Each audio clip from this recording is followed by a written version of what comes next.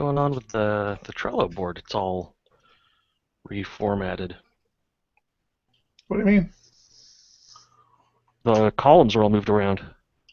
Mm. Yeah, I moved the ones, The the rules whole, and stuff. preparing for the show, things we need. Yeah, I moved all of those. Get microphones. Yeah, no, that is kind of taken care of. Yeah, Episode 20. yeah. Oh. How do we want to kick this off? It's weird. It's just the two of us now. It's like we can just start talking at any moment. That's it. Yeah, I would just say hi, Eric. Hi, Thomas. How's your week going? It's going well. It's going well. So we're one man down today. Man down. We Yeah, are. But he'll contribute just about as much as he normally does. We're okay. true. Yeah, we can capture his disappointment in our behavior some other way. John has begun. John has begun his hiatus from the show, from our lives. Guess what, He's Tom? What's that? It's time to get ugly. Ooh, It's a I good like it. I tagline. like it. It's yours. I like Give you it. credit. Oh, all right. Ah, So before we get into the show, I'll probably which edit. this is, I'll which we're edit in all the this show. out probably. No, no, we are in the show. So rumor has it you have a spy coming to Overwatch. Did you Oh, hear yeah, about this? the spy? You have there's rumors of a stealth hero. I guess somebody Uh, had found some voices, some voice. I guess you call them voices in a package somewhere, and it's all the heroes talking about there's somebody here, and it's all these like little snippets of what seems to be a spy-like character or a stealth character in Overwatch. hmm. I'm not seeing this in the. I'm pretty sure I must have found it on Reddit, so it's got to be on Reddit somewhere. I'm I, digging I through didn't the, I the didn't bother Overwatch to Reddit. I didn't bother to I didn't bother to link it or anything because I just assumed you would have actually known. Hmm. No, it's been all Anna stuff right now. Yeah, yeah, it's real big on And Anna. But I guess yeah, there's talks of some new maps and the shadow. So everybody thought Anna was the person referenced on all the files, but it didn't add up when her skills were revealed. right, So right. they And think, Blizzard has admitted that. They said, yeah, we have a different character in development. yeah, Sombra. the shadow. Yes, that's so. Yeah, they think she's going to be a stealth spy. Everybody's hoping she doesn't have backstabs. Oh, jeez. Of God, course she's gonna have backstabs. I hope not. All right. So, Hmm. you want to keep talking about that, or you want to move on? Let's move. Let's move on. I'm a little Overwatched out after completely failing to succeed at Overwatch. Oh no. Uh, You had a good talk this week. You yeah, had a I good had a. turnout. It was a nice turnout. It was 25 something maybe. Seemed like there might have been more than that, but yeah, I'll go Uh, with 25. I forgot to take account. We forgot to give out our license too. I know. Well, I had to go to the bathroom right at the end of the presentation. I came back and everyone was packing up and leaving. I know. Uh, I skedaddled. I had to catch my kids' water polo game, so I cut out of there quickly. that's fair enough. But you did a talk on basically hacking websites. Yeah, yeah, just general website security and covered the whole spectrum from XSS and CSRF all the way to server configuration and tools for exploiting things like SQL injection. And yeah, it was a nice talk. It's a talk that I'd given before, but I hadn't really presented any examples previously in the talk. I just sort of depended on my glowing wit Hmm. which turns out was a mistake the first time. So this time I depended on examples instead. No, you did a great job. I think everybody. I slept through most of it. I apologize Well, for yeah, that, no, but it's fine. yeah. We partied pretty hard beforehand. You got Laravel meetup coming up this week. Or, yeah, it'll be this week by the time we publish. Hmm. Um, I will unfortunately not be there because I will be attending the Laracon US conference. I'm excited Yeah, about that. you'll be there in our hearts though, and live via webcam. Yeah, I was thinking about that. Well, what are we going to do about the show next week? Are we going to try? You want to try to record? I think there's a time difference. So like 11:30 is like what 1:30 in Kentucky. I forget what the time difference is. Yeah, I'm not entirely sure, but well, hey, we can figure it out. Yeah, we might have to wait until Saturday. I don't know. Yeah, We'll see. you get to drink on the company dime while you're there, so not sure how prepared It's you'll be always to. my dime though. That's the problem. That's one of the problems with owning the company is it's always your dime. Yeah, that's true. But you still get to. Been listening to some good talks, the Laravel podcast, and of course, they're starting to hype up some of the stuff that's going to be coming Mm. in Laracon. I guess some of the packages or projects that are going to be announced are things called Scout and Passport. Um, he he hasn't really talked about Taylor, uh, the creator of Laravel, hasn't really talked about guard. It's just kind of a tease. I take it from maybe the name Passport's going to be some other level of authentication, maybe. Yeah, it could be a language file thing. Could be. Oh, that's a good call. It could be a language file. I have no idea what Scout's going to be. There's also been he's also been tweeting a lot. Taylor again has been tweeting a lot about folder structures. Yeah, not sure I like this change either. I was actually very hopeful. Some of the first tweets that he sent out started hinting around about adding the models folder back in. And everybody I know, every project I've worked on at least, we add the models folder because Right. it just keeps it organized. He hinted around. He even put out a survey on it. And last I checked the results, people were in favor of the models folder. And then he released recently the folder structure of the app folder, and there was no models. It's actually a very scaled down version of the existing folder structure. Initially, it's the idea is that initially it's scaled down, but as you use the artisan make commands, it will generate directories that need to be generated. That's the thing. Everybody was getting all excited about it. And it almost reminds me of like a Steve Jobs scenario. It's like people are getting excited because he posted. I'm like, yeah, because nobody, if you didn't have a need for a Jobs folder, you didn't use your Jobs folder. So he just removed it. Right. It's like, why are you getting so excited about this? The guy just posted a folder structure. Well, I think one of the implications here is that the folder names will be a little more modular. Because right now, if you use the make commands, they're pretty hard coded to what directory they write to.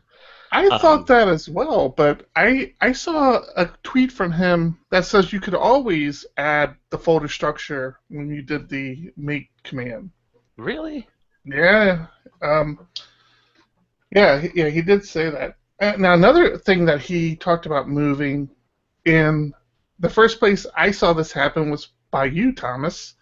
He talked about potentially creating a routes folder, moving routes out of the HTTP folder because the routes file itself was one of the only non-PSR compliant files in that folder structure, in the HTTP folder structure. Right. Uh, so he talked about moving that out and then potentially having a whole routes folder so that you could have different routes for APIs and I know you're a big fan. Every project I've worked on with you, you typically create a routes folder and break down your routes based on some sort of convention. Yeah. I like to match my routes to my controllers, so I'll have a user's controller as well as a user's routes. And that's helpful for middleware. That's helpful for uh, domaining, all sorts of stuff. Yeah, I, So I, I agree.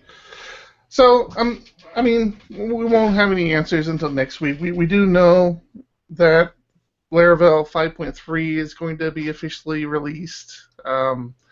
I think, if I'm not mistaken, I thought I heard that like Vue.js 2.0 would also be released around the same time. I don't know.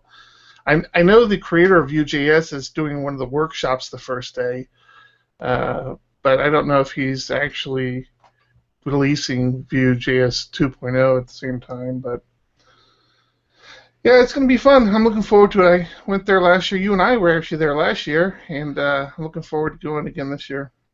yeah, you should live tweet that whole experience to our PHPUgly Twitter. Yeah, Yeah. maybe I'll stream from time to time, seeing how we've been using our PHP Ugly YouTube for. We've branched out. We live streamed your talk at North County this week, which was fun. We did. I enjoyed it, and you know the audio, even though it was just coming from a webcam 8 feet away from me, still came out okay. So I'm Yeah, pretty happy with it. I think we can fix that too. I have some ideas. I mean, even if it's just a matter of you or the presenter having a Bluetooth headset on, I Hmm. mean, even that should work. So yeah, I think that turned out a lot better than I had anticipated. Might have to try something downtown as well. Yeah, the concern though is that if I put on a Bluetooth headset, I'll start talking about timeshares. So So, what do you got going on this week? Anything good? Any news? you know, I've got a big project where I'm migrating a whole system from Laravel 4 to Laravel 5. How's that going? Slow. Really? Yeah, it was one of my first Laravel based projects, and you know, one of the big differences is how strings are escaped in Blade between Mm-hmm. 4 and 5, Mm-hmm. and so I have to go through about 200 views and just change the escape string. So I assume you guys had looked into using Laravel Shift, and it just didn't seem like it was going to be a good move, or No, because I need to refactor a whole bunch of the controllers as well. The yeah. systems weren't compatible in any way except for in theory. So Mm-hmm. I have to make a lot of the same changes just sort of all over the place. I didn't look into Laravel Shift too much. I don't know a whole lot about it.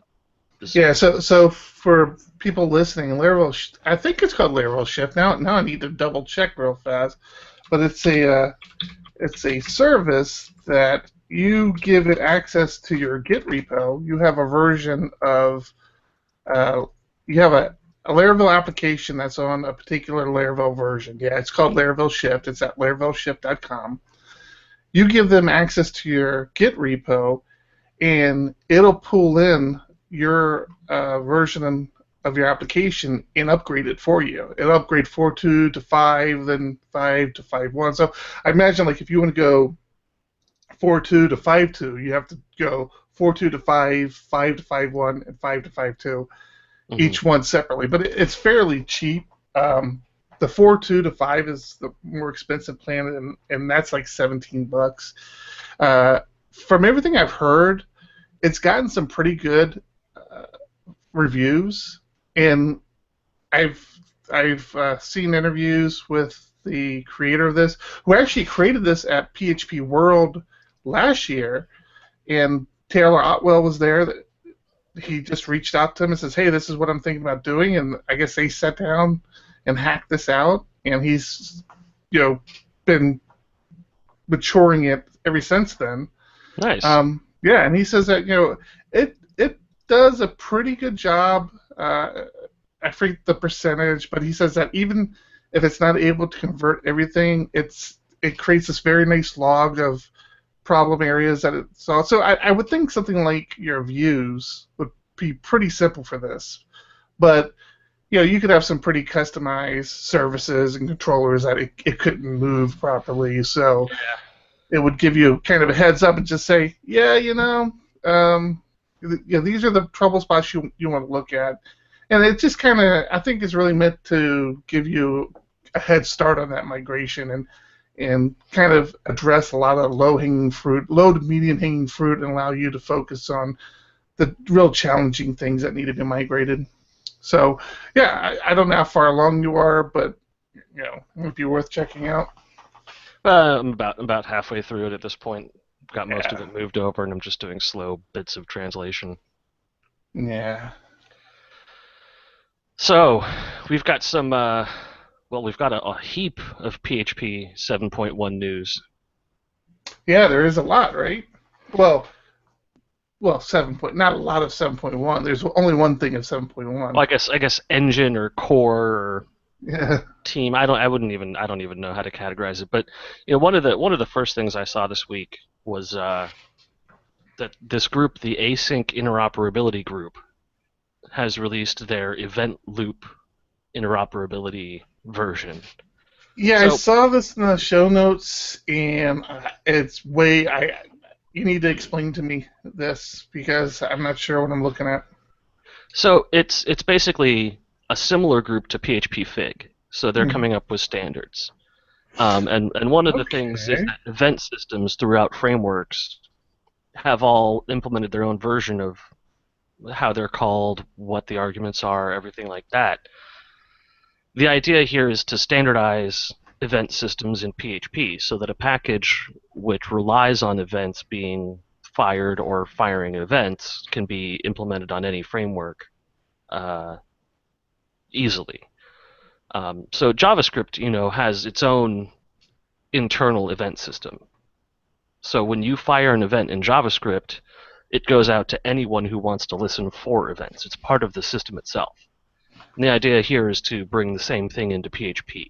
Um, a lot of input stream listening, signal firing, listening, execution deferral, stuff like that.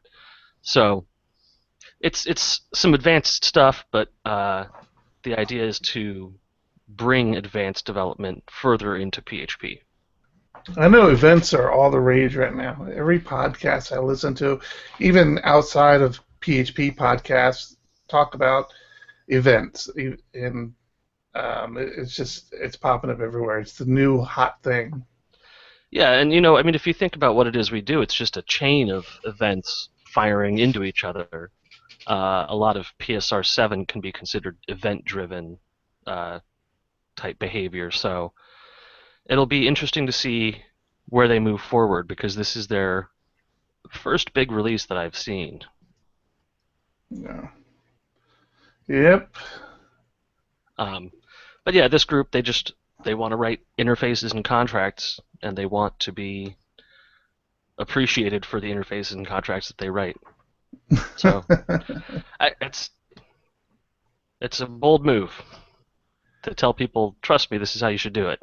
Well, I think Fig um, really kicked off kind of a renewed hope in PHP, in my opinion, and getting everybody on board with realizing the need for compliance and standardization. And the PSRs came shortly after that, and so Mm. as long as this continues to contribute to it, and the nice thing about it is that it's not forcing you to do it. It's sitting there saying, okay, we as the industry, you know, experts, if you want to say it that way, through our Maybe. experience, yeah, but through our experience, this is what we're standardizing on. For better or for worse, we all kind of agree this is the approach we're going to start taking, and you can adhere to it or you cannot. But yeah, I like it. Yeah, so that's a good thing that's going on, I think. The other big news is 7.1 has left alpha and is now at beta 1. Beta. Yes. So we've still got that big tag that says this is for preview purposes only, do not use it in production. But Yep. we're getting Make, close to that production number. Making good progress though. Super Yeah, good progress. it's nice to see it moving along at least, because with all the stagnation that happened in the past, it would be easy for PHP 7 to be the last one for 10 years. Yeah, yeah, You know, exactly. so seeing 7.1 actually come about with new RFCs being implemented and features being implemented, it's good to see the internals team moving ahead. Yeah. You know what I hate though? Please don't be racist. I hate Just crossing my when fingers. a silly little line in my code brings down my whole application. Something You as know what? simple as a regex. A simple little regex that brings down an app. Do you have any applications that are used by hundreds of millions of people? Let me think. See, there's an SDPHP website. Probably falls a little shy of that. I did do the PHPUgly site. I haven't looked at numbers yet lately. I don't know, but nah, I'm going to go with no. Well, unfortunately, somebody had a question about a specific regex string that they decided to ask on Stackoverflow that spiked the CPUs at 100% and brought the whole system down. I thought that post. I saw this and I'm like, this is awesome. You know, there is some developer somewhere that's like, are you kidding me? Are you kidding me? My my favorite part about this is their post-mortem, Oh, I, because it's amazing to read. I love how transparent they were, and they tell you exactly the regex expression that was tossed, and yeah, I thought that was great. Well, you can tell from reading this. We'll post the link on the PHPUgly site or in the show notes, but they say that the outage was 34 minutes total. It took 10 minutes to identify the cause, 14 minutes to write the code to fix it, and 10 minutes to roll out the fix to a point where Stack Overflow became available again. I can tell you it took longer than 34 minutes to write this post-mortem. Yep. Yes, they are good citizens of the development world. Yeah, it's a fantastic read, even if it is a little bit above my head. Um, a malformed post containing 20,000 consecutive white space characters, which if it was 20,001 would have been okay, but 20,000 just was the wrong number. Yeah, yeah, it was a bad day for somebody, and Stack Overflow again down for 30 minutes. You would think not that big of a deal. Probably in the grand scope of things isn't, but there was somebody totally stressed out for those 30 minutes. Oh yeah. Well, it's also nice to get something like this solved in 34 minutes. You get a pretty good pat on the back after a panic attack like that. Yeah, yeah, no kidding. Yeah, I applaud the person who figured it out. Figured it out. Yeah. It's just amazing. So Now, you know what we do, right? And the company we drink and we know things. The drinking, the company John and I have, we have a good group of friends and developers that we take on clients and do the consulting thing and develop sites for people and, Mm-hmm. and manage sites. And there comes a certain amount of responsibility when you're doing that. People don't think about this a lot, but you have to be very careful that you're not putting your clients in a position that might put them in some sort of legal issue down the road. And most times you avoid that by just not plagiarizing code. Your developers, Well, yeah. right? I mean, Use open source code. That's what we do. exactly right. Yeah, there's tons of open source code out there, tons of open source licenses, so you should be okay. Really, I mean, what could possibly go wrong? Yeah, that's Well, why I use stuff like React and yeah, Prototype. funny you should mention React. So, as we know, React.js is an open source JavaScript framework that's developed by our friends at Facebook. And the license that it sports, I forget now. I forgot to do my homework on that. I think it's at MIT or what is that? I believe Uh, it's the BSD BSD. Yeah, license. yeah, yeah, yeah. I think you're right. Well, Facebook kind of put some wording in there that essentially says if you if your product competes with us, then we can revoke your license to React. Yeah. Which, as an open source person, you're kind of like, the what?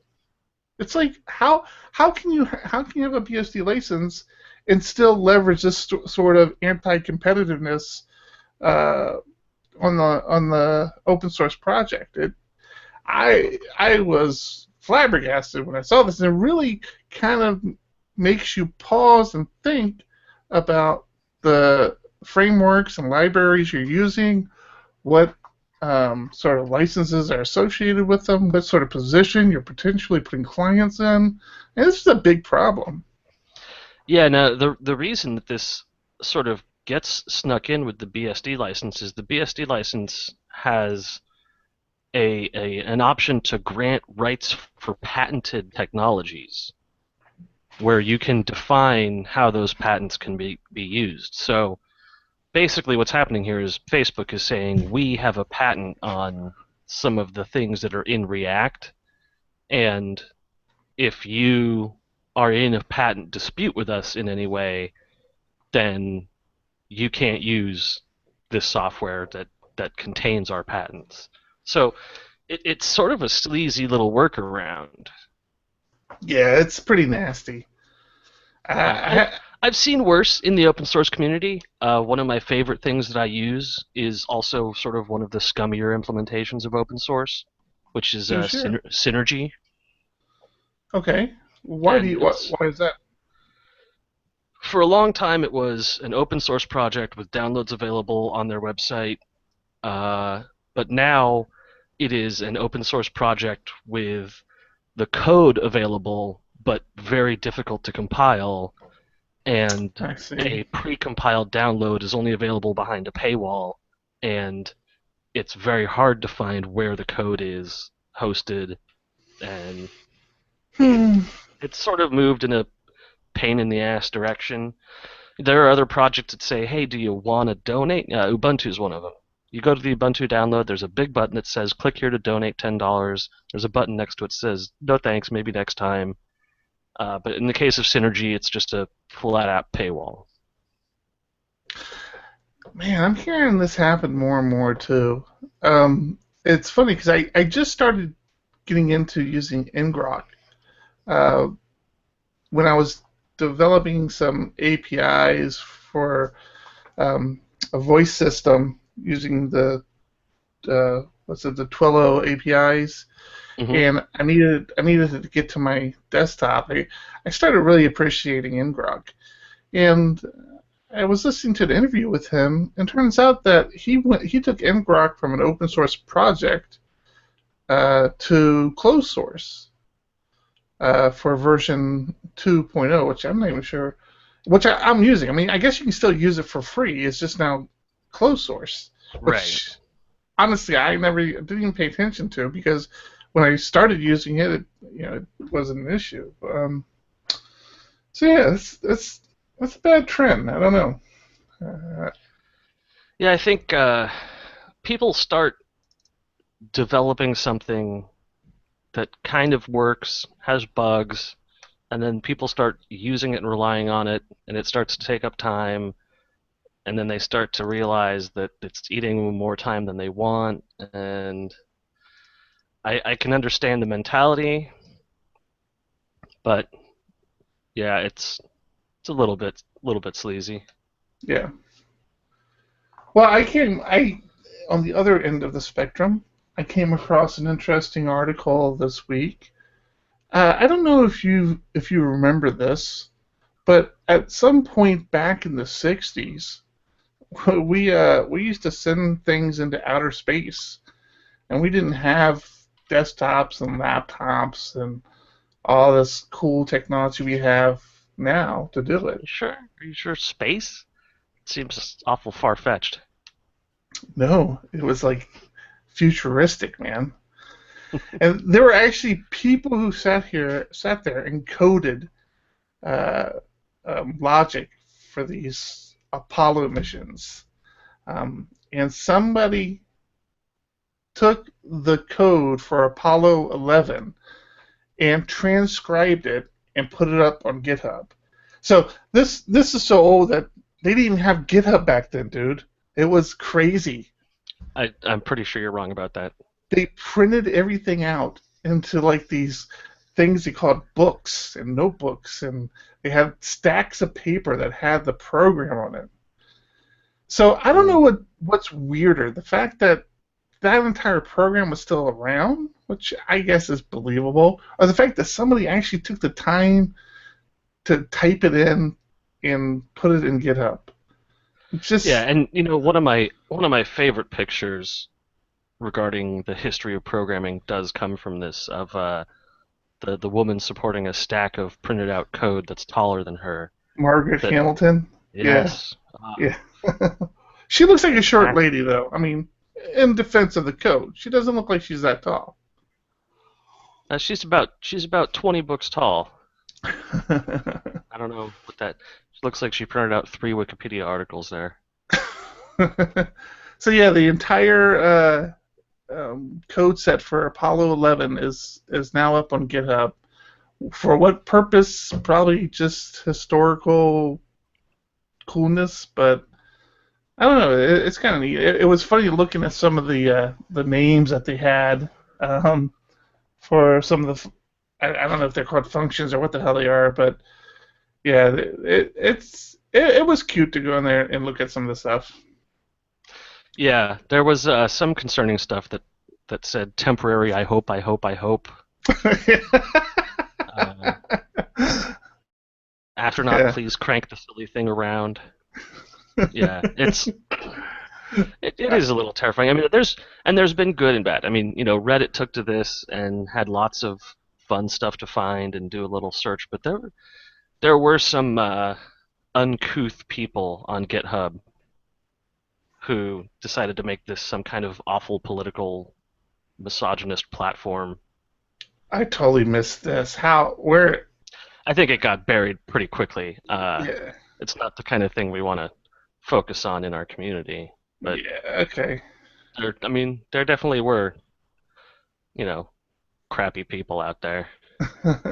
Well, I applaud the individual or individuals who took the time to get this into GitHub. I think it's a nice piece of American history, and I'm glad that they did it. Yeah, apparently this was all scanned and manually typed in one by one. I mean, One just crazy. That's crazy. tech researcher Ron Berkey transcribed it from scanned images of the original hard copies MIT had put online. So it was scanned by an airplane pilot named Gary Neff and then typed up by hand by Ron Berkey. I keep hearing Ron Burgundy every time you say that. No, no, Ron Berkey. Researcher Ron Berkey. And yeah, it's an interesting, fascinating look into the history of the space program, and yeah, it's boy, it's terrifying.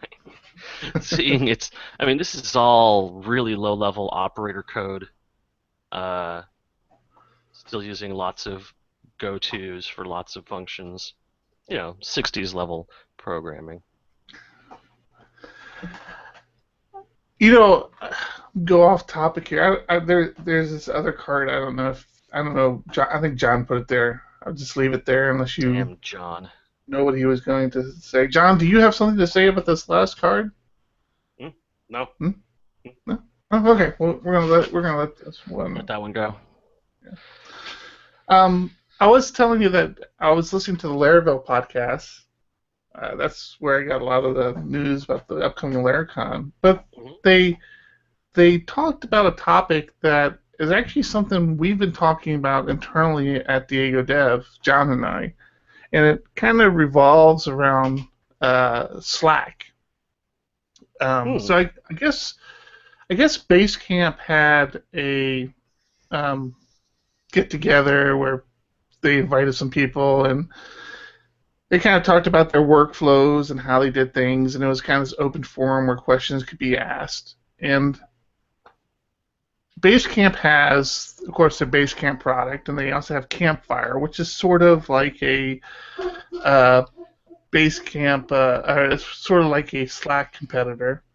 Yeah, and they Um, also had a product called Backpack, which they've since discontinued. yeah. Hold on one second. Hold on, I'll be right back. All right. Gotta shut the door. I'm doing a podcast here. Get up there. All right. Here we go. All right. Our silent member, Sorry our about silent, that. our silent member of the podcast has come back. Yes, the office manager was Yeah, out there arguing. with a wall. So I was talking about Basecamp and this talk that they had where they were talking about how to use, well, one of the things they talked about was their workflows Hmm. and how they use Campfire, which is their Slack kind of product, where Basecamp people are in there all day long chatting it up, but they're very they're disciplined to have only casual conversations in there. And what they do is any conversations that are project related, they have within the Basecamp product where they have like a messaging board and they can have threaded conversations in there. So this hit home with something that John and I have been talking about because we're Whoa, we just lost our streamer. sorry. Oh wait, we had an elephant in the room and now it's gone. Oh, the video call has ended. I guess there was a problem. We're still live though. Well, we're not streaming. Well, it says we're live in the little top corner there. Oh, It just happened just now. You can kick it back up if you want. I'm not sure how to do that. Let's see. See if I just refresh it, if it'll come back. She is pissed.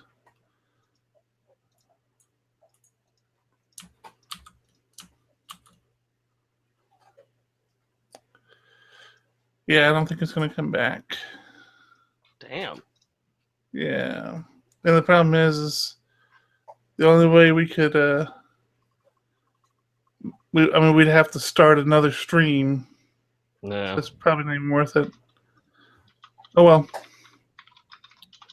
That died early. Okay. Hopefully we don't drop. It looks like Carolyn's typing something in. Let's see. Ah, wonderful. Oh, okay, cool.